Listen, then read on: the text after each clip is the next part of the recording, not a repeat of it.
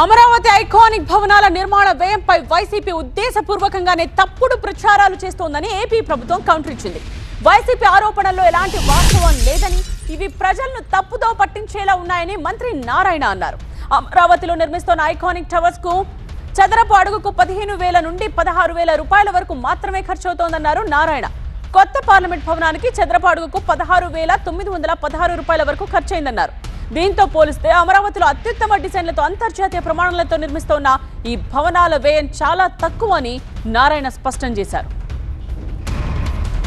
వాళ్ళు ఇచ్చింది 3,000 రెసిడెన్షియల్కి 3,945 రూపాయలు సదరపడకని ఇచ్చారు. కరెక్టే. మన దగ్గర కూడా ఈరోజు హ్యాపీనెస్ కన్స్ట్రక్షన్ ఏదైతే కడుతున్నామో అది 29 లక్షలు కడుతున్నాము. దానికి టెండర్ పిలిచింది 984 కోట్లు. చదరపు అడుగుకి 3,393 రూపాయలు మాత్రమే. 3,945 రూపాయలని యావరేజ్ ఇచ్చిందో, మన హ్యాపీనెస్ తీసుకుంటే 3,395, దానికంటే తక్కువ 600.